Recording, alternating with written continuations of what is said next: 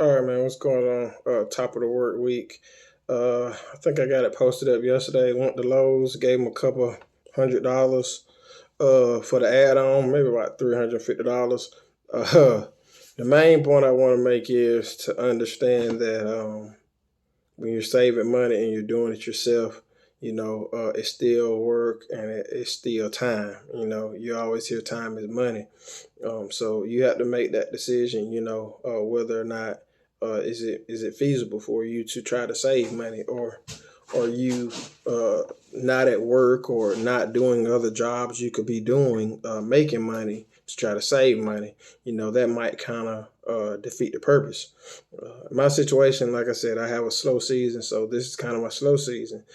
So I have an opportunity to build and invest into myself.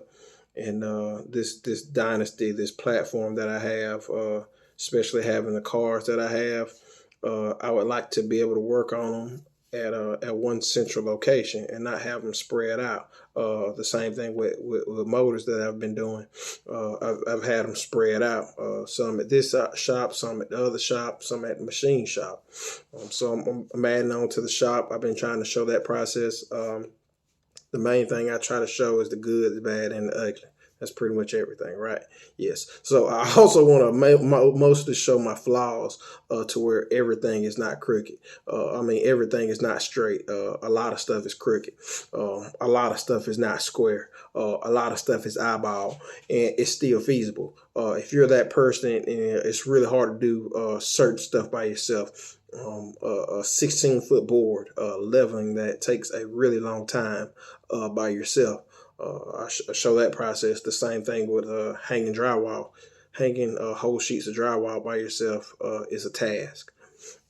Building anything of this size, speak about something small like that, it's not that bad. When you start talking about doing a 4 or 5 car garage, and you're doing that by yourself, it's quite a task. So when you're getting ready to think about saving this money and doing it by yourself, it's a couple questions you got to ask yourself.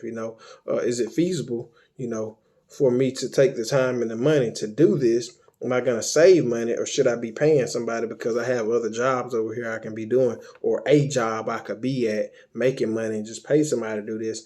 And two, am I willing to tackle all this by myself, or do I have somebody to help me? So definitely something you have to take into account. I've done it a bunch of times. I've been to Lowe's and Home Depot, and it's ADK here, just building supply places. And, some stores, they will load it up for you or help you load it, but you still have to, strap it down yourself, get it to the work site, unload it yourself, and then, build it yourself. It takes time. It takes money. Aggravation, you name it. It goes a lot easier with help, but you don't always have help. So that's something you definitely have to look into. Building this shop and my other shops has definitely changed my life for the better. I guess you don't really know better until you have better. You can kind of look at it and assume, but just the main thing is not so much the temperature control, but the lighting situation. Not having to chase a flashlight around everywhere saves a lot of time. Even when I was working outside, I was pulling an extension cord over to the car to try to work. Having plugs, and not having to unplug this to plug up that, extension cord wise, working on cars, and then you got a light plugged up and a grinder and a angle grinder, a side cutter, a sawzall, all this stuff that you're trying to work on, and you're steady unplugging and plugging up, and you got extension cords going everywhere. It really slows down the process. So great investment if you're into cars, you're a lifetime car enthusiast. A shop is a great option. I've made it happen without car garages or shops for a very, very long time. I started out under a tree. I pulled my first motor on a pecan tree. It's nothing new being outside. I tell the story all the time. I was on a concrete slab, no shop, working on a car, back half in a car, and I had a buddy helping me, and we was working on, I don't know, probably 12, 1 o'clock at night. He left the plasma cutter outside. It was snow on the plasma cutter the next morning. Like, that's how cold it was outside.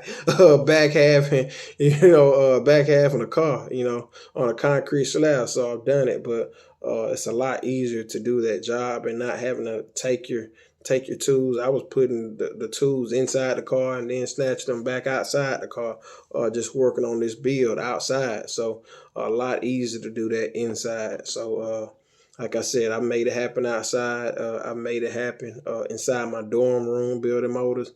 I made it happen in a 1-bedroom apartment.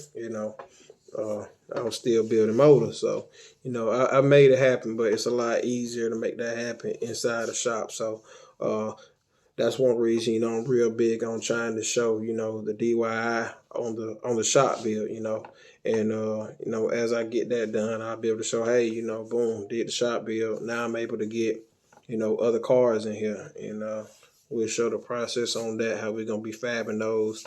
Got a lot of fun builds coming up that I'm really, really looking forward to, man. So stay tuned. Like I said, if something you want to see in particular, man, just hit the comments, leave me a comment. I'll check it out. And like I said, I'll try to get you covered on my next video, man.